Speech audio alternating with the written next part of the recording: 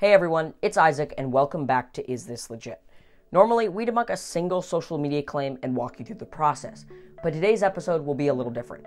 For the past few weeks, we've watched the crisis in Ukraine unfold on social media, but during the crisis, misinformation follows, and we're seeing a ton of false or out-of-context photos and videos going viral online, claiming to show what's really happening in Ukraine. So, today, we're going to focus on different methods you can use to fact-check these types of posts, both on desktop and mobile, so you don't accidentally spread misinformation. Here's what to do when you find yourself asking, is this legit? First, some background. On February 24th, Russian President Vladimir Putin ordered the invasion of Ukraine after days earlier declaring two of its regions, Donetsk and Luhansk, independent. With really complicated stories like this, it's important to read multiple sources to make sure you have the full picture.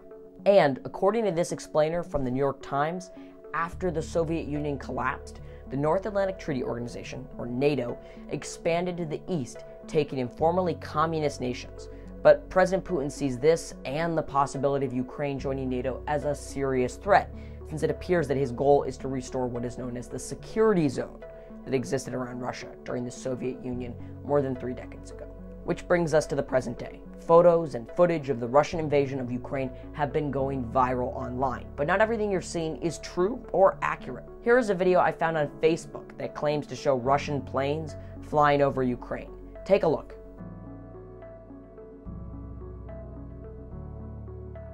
At first glance, this seems pretty believable, right? Most misinformation is, but it's always good to double check before sharing. And one way you can fact check videos is by taking a screenshot and doing a reverse image search. There are several free tools for reverse image searching out there. One that I use a lot is called TinEye. Using a screenshot I pulled from the video, I uploaded the file to TinEye, which gave us several results. And one thing I like about TinEye is that it gives you the option to search by best matched, most changed, or oldest to newest, which can be a great way to determine if something is outdated. And one of the results I got was this YouTube video from 2020. Turns out this video is 2 years old, and while it does show Russian planes, these planes aren't flying over Ukraine. Let's try another one, this time using Google. This video went viral on Twitter, claiming to show a Ukrainian fighter jet shooting down a Russian fighter jet. I took another screenshot of the video, went over to images.google.com and uploaded it to find out where else this video lives online.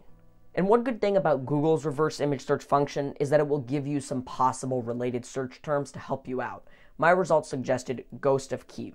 Using that term, plus the words, videos, and fact check brought up a ton of results. It turns out this clip is actually from a video game, not the crisis in Ukraine. But chances are when you come across these types of claims on social media, you're using your phone. But you can easily do a reverse image search on the mobile using the Google Chrome app.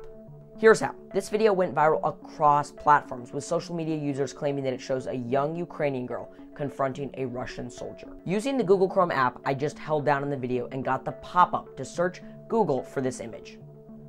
One of the many results was this BBC roundup of false claims about Ukraine. In reality, this video shows an 11-year-old Palestinian girl confronting an Israeli soldier. But not only that, this video is from 2012, 10 years ago.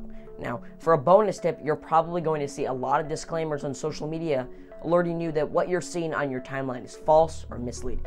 For example, this tweet I showed you earlier now says the media is presented out of context. These warnings are there to help you and mean that the claim has been looked into and fact-checked by independent fact-checkers. But while fact-checkers and journalists are working overtime to debunk the misinformation about the war in Ukraine, not every piece of misinformation will get one of these fact-check boxes. It's important to remember that just because there isn't a warning, that doesn't automatically mean it's factual. You should still look into it before sharing. But one last thing before you go.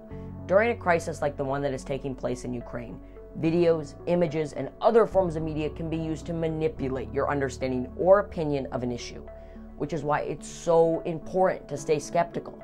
And if your argument is, who cares if it's false? It's still ultimately raising awareness. Keep in mind that Ukrainians deserve an accurate depiction of what's happening in their country. The people in Ukraine and Russians who are sympathetic are also looking to social media to stay informed and up to date. And flooding social media with false information, even if it's well-intentioned, is not helpful. Well, I hope these tips were helpful to you. If you like this video, consider subscribing so you don't miss out on any of our other media literacy and fact-checking videos. See you next time. Bye. Don't compromise.